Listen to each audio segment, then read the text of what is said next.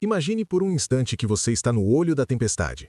A crise já chegou, o impacto inicial já sacudiu suas rotinas, e agora resta a pergunta mais antiga da humanidade: como continuar?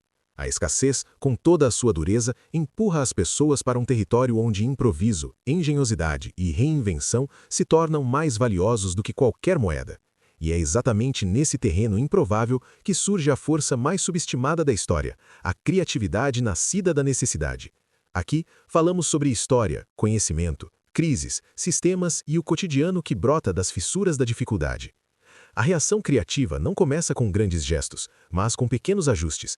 É o momento em que as famílias começam a experimentar substituições, trocas, adaptações que pareciam inimagináveis em tempos de abundância. O que fazer quando o ingrediente favorito desaparece do mercado? Quando o conserto profissional custa mais do que o próprio objeto? Quando a fila do pão cresce ou o combustível se torna inacessível? A resposta é sempre a mesma: inovar. E essa inovação, muitas vezes invisível ao olhar distante, se espalha como uma rede silenciosa. A história está repleta desses momentos. Após o racionamento da Segunda Guerra Mundial, as pessoas aprenderam a aproveitar cada pedaço de tecido, a transformar cascas em caldos nutritivos, a consertar eletrodomésticos com ferramentas improvisadas. Essa época deu origem a práticas que permaneceram por décadas, ecoando até hoje nas cozinhas das avós, nas oficinas improvisadas dos pais, nas soluções caseiras que atravessam gerações. A escassez é dura, mas ela ilumina possibilidades adormecidas. E não se trata apenas de utilidade prática, trata-se também de identidade. Descobrir que você pode produzir, criar, transformar algo com as próprias mãos gera uma espécie de orgulho silencioso, uma resiliência que nasce não da força bruta, mas da engenhosidade cotidiana. Pessoas começam a cultivar hortas em pequenos espaços, a costurar suas próprias roupas, a aprender habilidades esquecidas como remendar, construir, reparar. O que antes era visto como alternativa de último recurso passa a ser símbolo de independência. É fascinante observar como, em tempos de escassez, as fronteiras entre consumidor e criador se desfazem. O ato de fazer, de transformar matéria-prima limitada em algo funcional, conecta as pessoas com saberes antigos. A cozinha vira laboratório, o quintal vira farmácia natural, a casa inteira se transforma em oficina. E essa redescoberta do faça você mesmo não é apenas reação econômica, é resposta emocional. É como se, ao criar algo, o indivíduo recuperasse parte do controle perdido. A criatividade coletiva também floresce. Comunidades se unem para compartilhar ferramentas, sementes, conhecimentos. Trocas substituem compras, reparos substituem descartes, e emerge uma forma de economia paralela baseada no valor da colaboração, e não apenas do dinheiro. Em muitos lugares, movimentos inteiros surgiram a partir dessa lógica: cooperativas, feiras de trocas, redes de apoio mútuo. Quando o mercado falha, a inventividade social ocupa o espaço. Essa criatividade impulsionada pela escassez também deixou marcas na tecnologia e no design.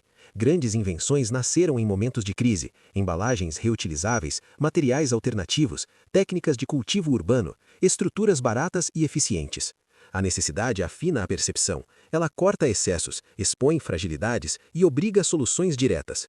Em cada objeto feito à mão, em cada improviso inteligente, existe um lembrete: a abundância nunca foi a única fonte de progresso. Muitas vezes, foi a falta que impulsionou a inovação mais radical.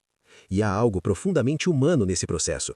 Quando a crise obriga à simplificação, ela também nos aproxima da essência do uso, da funcionalidade, da criatividade intuitiva. O ato de criar torna-se também um ato de resistência, uma declaração silenciosa de que, apesar de tudo, ainda é possível produzir significado.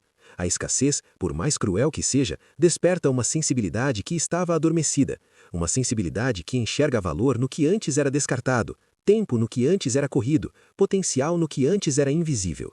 Esse período de inovação prática é essencial, mas também transitório. Ele prepara o terreno para algo maior: a reconstrução. Ao aprender a fazer, a substituir, a improvisar, as pessoas começam a compreender o que realmente importa. A criatividade ensina o que pode ser eliminado, o que precisa ser preservado, o que merece ser transformado.